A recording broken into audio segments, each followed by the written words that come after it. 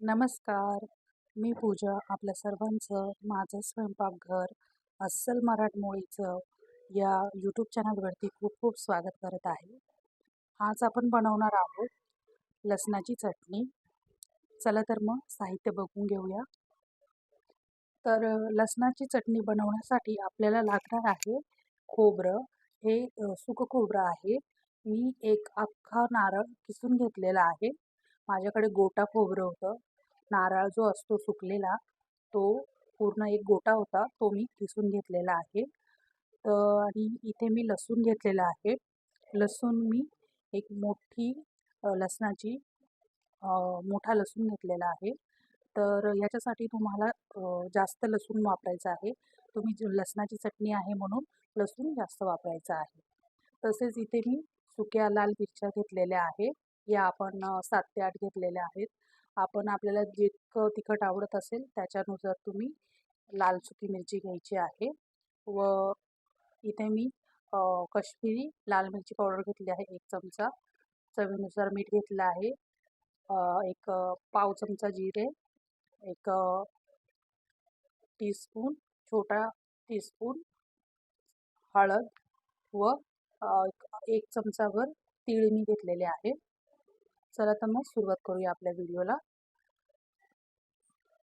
तर ही जी लसणाची चटणी आपण बनवणार आहोत, ही तुम्ही जेवणासोबत तोंडी लावायला किंवा प्रवास करताना प्रवासामध्ये नेऊ शकता. ही आरामशीर 8 ते 10 दिवस टिकते व चवीलाही छान लागते.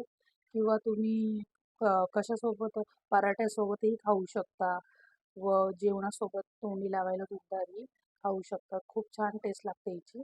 तर जरूर नक्की ट्राय करून बघा. चला आपण व्हिडिओला सुरुवात करूया. तर सर्वात आधी आपण आपलं जे खोबरं आहे ते मिक्सरच्या जारमध्ये टाकून घ्यायचं आहे. हे बघा, मी मिक्सरचा जार घेतला आहे. त्याच्यामध्ये मी हे खोबरं टाकून घेत आहे.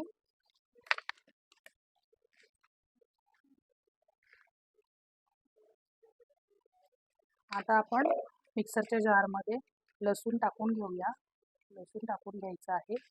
लसूणची चटणी आहे म्हणून लसूणचा वापर जास्त करायचा आहे. व त्याच्यामध्ये आपण आपलं जे जिरं घेतलेलं आहे पाव चमचा ते टाकून घेऊया. तसेच थोडीशी हळद टाकून घ्यायची आहे. आपल्या चटणीसाठी पाव चमच्यापेक्षा कमी हळद आहे. व मी इथे आपल्या ज्या लाल सुक्या मिरच्या घेतलेल्या आहेत मी 8 ते 10 लाल मिरची सुकी लाल मिरची घेतली आहे. तुम्ही जर उन्हाळा चालू आहे म्हणून जास्त तिखट मिरची वापरायची नसेल तर इथे बेडगी मिरची किंवा काश्मीरी मिरचीही वापरू शकता. याने ही चटणी जी आहे ही तिखट होणार नाही पण चवीला छान लागेल. तर सुकी बेडगी मिरची वापरून घ्यायची आहे. आता आपण ह्याच्यामध्ये चवीनुसार मीठ टाकून घेऊया. आता आपण हे मिक्सरमध्ये बारीक करून घ्यायचं आहे. तर अतिशय सोपी रेसिपी आहे, झटपट होते. हे बघा, मी अशी मिक्सरमध्ये ही चटणी वाटून घेतलेली आहे. आता आपण गॅस पेटवून घेऊया व ही चटणी आपण फ्राय करून घ्यायची आहे. आता आपला पॅन जो आहे तो ठेवून घेतलेला आहे गॅसवरती. आता आपण ह्याच्यामध्ये 1-2 चमचे तेल टाकून घेऊया.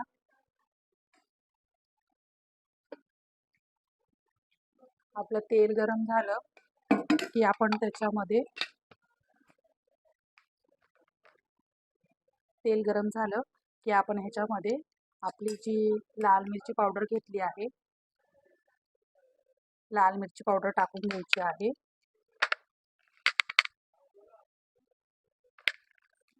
आणि आता आपण ह्याच्यामध्ये थोडेसे आपण जे तीळ घेतलेले आहे एक आपल्याला तुम्हाला आवडत असेल तर तुम्ही तीळ टाका, नसेल आवडत तर तुम्ही नाही टाकले तरी चालतील.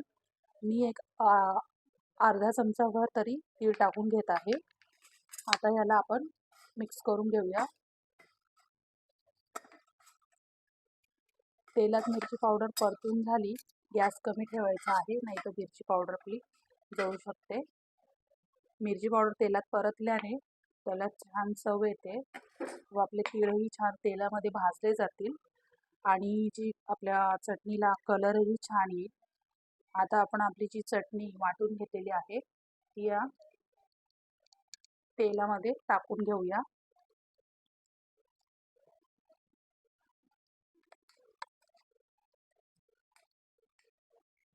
हे बघा, आता आपण याला व्यवस्थित मिक्स करून घेऊया. व्यवस्थित एकजीव करून घ्यायचा आहे. झटपट होणारी आपली अशी ही लसणाची चटणी. तुम्हाला माझी रेसिपी कशी वाटली घरी नक्की ट्राय करून बघा रेसिपी व आवडल्यास मला कमेंट करून सांगा आवडली की नाही. आवडली असेल तर माझ्या व्हिडिओला लाईक करा, शेअर करा, सबस्क्राईब करा. तर अशी ही साधी व सोपी आपली लसणाची चटणी तयार झालेली आहे.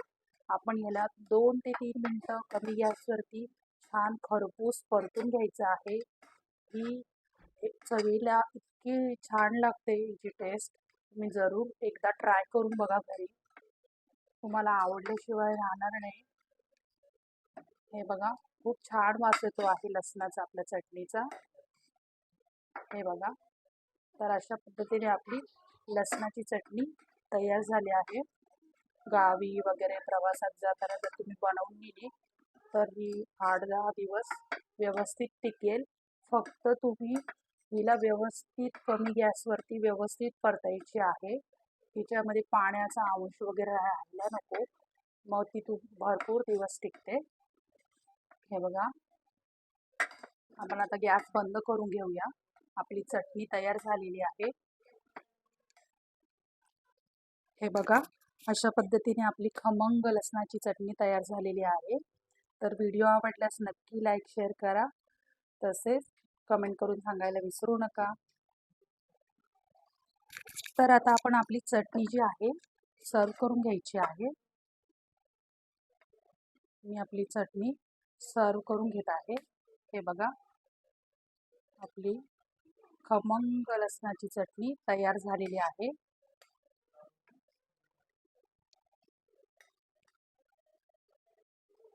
हे बघा,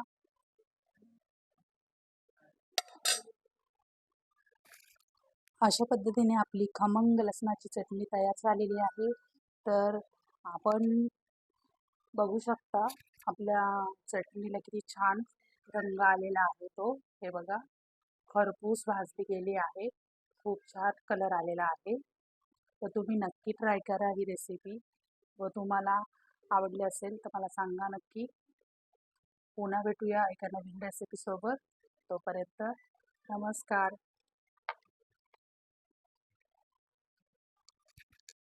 तर आपली चविष्ट लसणाची चटणी तयार झालेली आहे. ही चटणी तुम्ही खिचडीसोबत, चपातीसोबत, भाकरीसोबत किंवा डोसा कशासोबतही खाऊ. खमंग लसूण चटणी तयार झालेली आहे. व्हिडिओ आवडल्यास लाईक शेअर व कमेंट जरूर करा.